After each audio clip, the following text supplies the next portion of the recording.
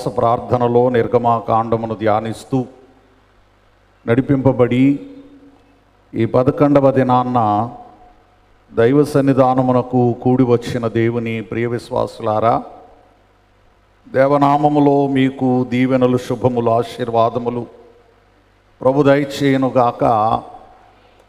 10 తెగుళ్లలో 9 తెగుళ్ళు దేవుడు పూర్తి చేశాడు. మరొకసారి 11వ అధ్యాయము మొదలు పెట్టే ముందు నేను వాటిని జ్ఞాపకం చేస్తాను. మొట్టమొదట నీళ్లను దేవుడు రక్తముగా మార్చి, రెండవదిగా కప్పలను, మూడవదిగా పేలను, నాలుగవదిగా ఈగలను ఐగుప్తు దేశంలో మోషే ద్వారా భూమిపైకి దేవుడు రప్పించాడు.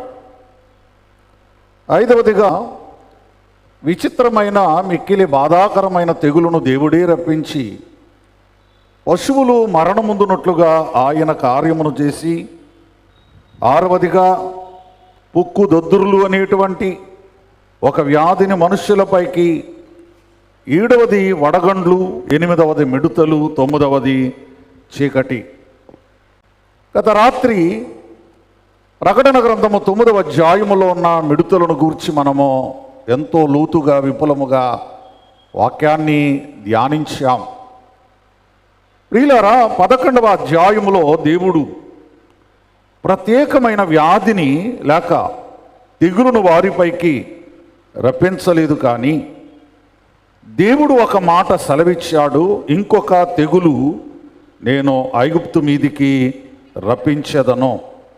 One more plague. సో ఇంకొకటి రప్పిస్తాను అని తన దాసులకు, తన జనాంగమునకు ఆయన తెలియజేస్తూ ఉన్నాడు.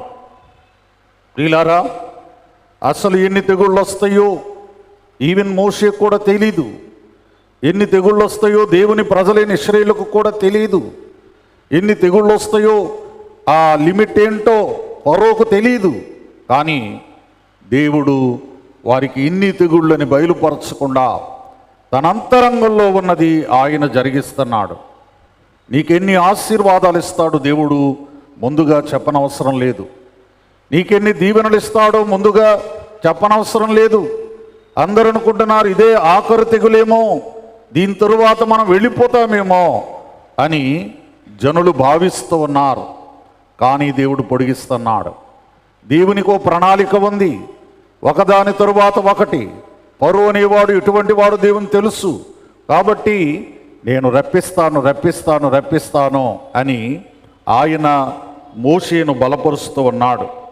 ప్రియులారా, ఈ 11వ అధ్యాయం మొదటి వాక్యంలో ఫరో మీదికిని, ఐగుప్తు మీదికిని ఇంకొక తెగులును రప్పించెదను.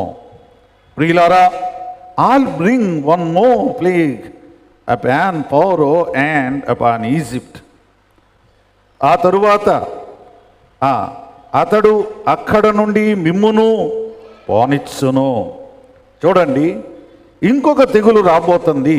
అది వచ్చిన తరువాత మరి మీరు వెళ్ళిపోతారు. దేవుని విశ్వాసులారా, ఒక విషయాన్ని గమనించండి.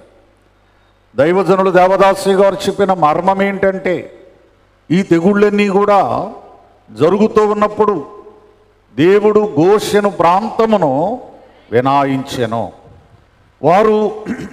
వారి పశువుల్లో ఒకటి చావల, వారికి తెగుళ్ళు, పొక్కు దొద్దురులు రాలేదు, వారికి హాని అపాయము కలగలేదు.